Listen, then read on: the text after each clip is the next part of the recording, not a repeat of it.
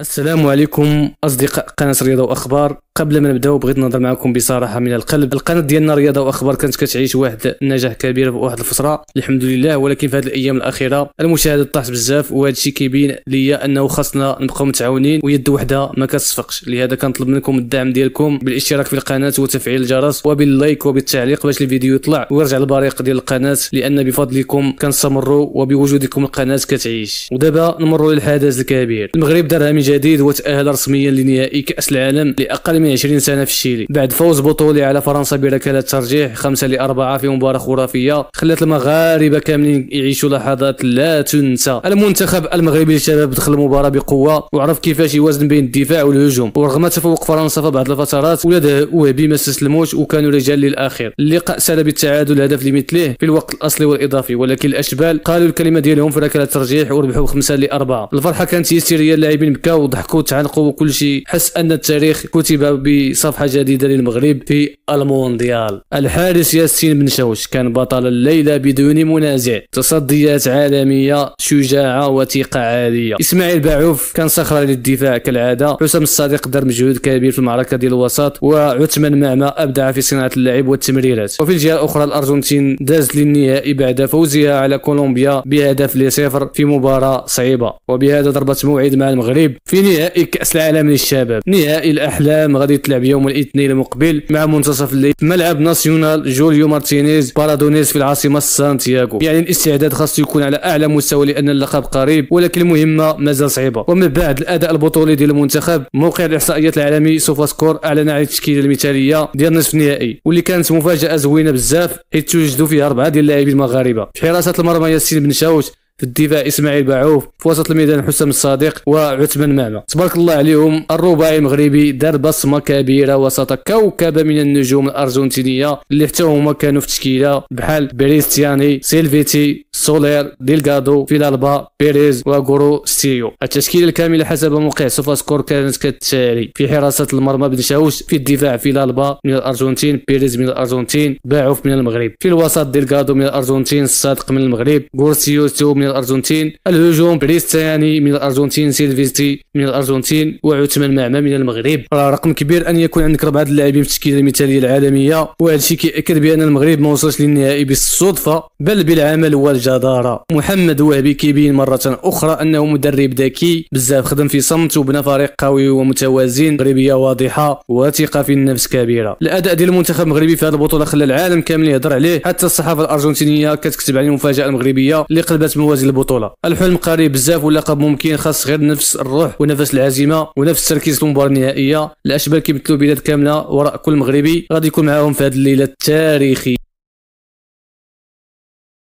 مشاهدينا الكرام، ودائما معكم في جديد اخر اخبار المنتخب الوطني لاقل من 20 سنه. محمد وهبي مدرب المنتخب الوطني المغربي لاقل من 20 سنه وجه الدعوه بشكل عاجل لحارس حسنيه اكادير الياس معتيق باش يلتحق بمعسكر اشبال الاطلس في الشيلي استعدادا للمباراه النهائيه ديال كاس العالم امام الارجنتين. هذا القرار جاء بعد ما تعرض الحارس الاساسي يانيس بن شاوش لاصابه قويه في مباراه نصف النهائي ضد فرنسا. الاصابه كانت مفاجئه وخلته يخرج اضطراريا من الماتش وما يكملوش، وهذا الشيء خلى الطاقم التقني يتحرك بسرعه باش يعودوا قبل النهائي الكبير، وبما بغاش يخاطر خصوصا وان النهائي محتاج كل الامكانيات. ودابا تم استدعاء الياس معتيق اللي كان حاضر في المعسكرات السابقه وكيعرف الاجواء مزيان، وهبي كيعرف شنو كيدير وباغي يكون عنده البديل الجاهز في حال وقعت اي مفاجاه. معتيق يعتبر من ابرز الحراس الشباب في المغرب، هذا الموسم قدم مستوى زوين مع الحسنيه، وباش ياخذ فرصه الدفاع القميص المنتخب في نهائي كاس العالم راه حلم اي لاعب شاب. المنتخب المغربي غادي يواجه الارجنتين في النهائي ديال كاس العالم للشباب يوم الاحد في المساء على الساعه 8 بالتوقيت المحلي في الشيلي اللي هو منتصف الليل بتوقيت المغرب. الماتش غادي يتلعب في ملعب ناسيونال جوليو مارتينيز بارادونيس في العاصمه سانتياغو، والكل كيتسنى هذا اللقاء التاريخي اللي ممكن يدخل المغرب تسجيل المجد مره اخرى. الضغط كبير والرهان اكبر، خصوصا وان المنتخب الارجنتيني جاء من انتصار قوي على كولومبيا وكيطمح هو الاخر للتتويج، ولكن الاشبال عازمين يكملوا المغامره للنهايه ويرجعوا بالكاس ان شاء الله. كل المؤشرات كتقول بانه وهبي غادي يدير تغييرات بسيطه في التشكيله، لكن التركيز الاكبر غادي يكون على الجانب الذهني والنفسي باش اللاعبين يدخلوا النهائي بدون توتر ويقدموا نفس الاداء اللي صدم العالم. الرساله دابا واضحه، خصنا نوقفوا كاملين وراء هذا الجيل وندعموا حتى اخر دقيقه. اهلا بكم من جديد. المنتخب الارجنتيني لاقل من 20 سنه وصل هو الاخر لنهائي كاس العالم في الشيلي، وغادي يواجه المنتخب المغربي في المشهد الختامي. والمدرب دييغو بلاسينتي عبر عن سعادته الكبيره بعد الفوز على كولومبيا بهدف ل0 في مباراه كانت معقده بزاف خصوصا في الشوط الاول. بلاسينتي قال في تصريحات اعلاميه بعد المباراه: الخصم ضغط علينا بزاف في الشوط الاول وكنا مضطرين نلعبوا في المناطق ديالنا وما قدرناش نحتفظوا بالكره، ولكن في الشوط الثاني ملي نقص الضغط شويه درنا تغييرات مؤثره واشركنا توتو سيلفيتي الذي عنده جانب دفاعي قوي، وهادشي غير شكل اللعب وخلى الفريق يتحسن بزاف. كلام المدرب كيبين انه عارف كيفاش يتعامل مع المباراه خطوه بخطوه وكيقرا المنافس بذكاء، وهادشي اللي خلى الارجنتين تخرج من مباريات صعيبه منتصره خصوصا في مراحل الاقصاء المباشر. المدرب زاد وقال: حنا جيل كان باغي يكتب التاريخ من زمان، ولكن في مونديال اقل من 17 سنه ديال 2023 ضاعت منا الكاس بركلات الترجيح. رغم اننا قدمنا بطوله كبيره، اليوم هذا الانتصار هو بمثابه مكافاه على الصبر والمجهود، ولو خسرنا كانت غادي تبقى الغصه نفسها، لكن الحمد لله تاهلنا للنهائي ونتمنى نرجعوا بالكاس هذه المره. هذه الكلمات فيها حموله عاطفيه كبيره كتبين ان بلاسينتي ماشي غير مدرب ولكن واحد اللي عاش خيبه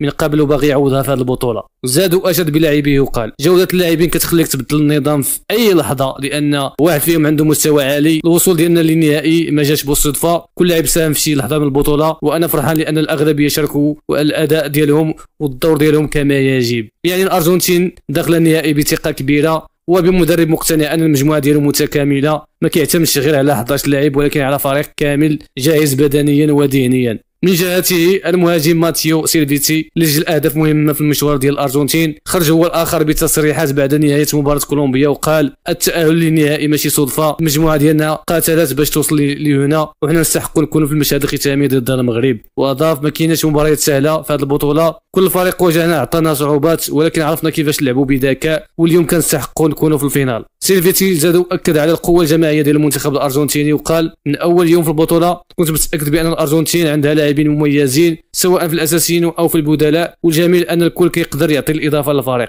من خلال تصريحات بلاسينتي وسيلفيتي بين ان المنتخب الارجنتيني جاي النهائي بعقليه الفوز وبهدف واحد: التتويج بالكاس. لكن في المقابل كاين منتخب مغربي طموح منضبط وكيعيش واحد الديناميكيه رائعه في هذا المونديال، واللي دار مفاجات كبيره ودار طريق طويله باش يوصل للنهائي. النهائي الكبير غادي يكون في الساعات الاولى من يوم الاثنين مع منتصف الليل بالتوقيت المغربي في ملعب الناسيونال جوليو مارتينيز بارادونيس في سانتياغو في الشيلي. الموعد غادي يكون تاريخي بين جوج مدارس كرويه كبار، المدرسه اللاتينيه الارجنتينيه بتقنياتها العاليه والمدرسه المغربيه الافريقيه بانضباطها وروحها القتاليه.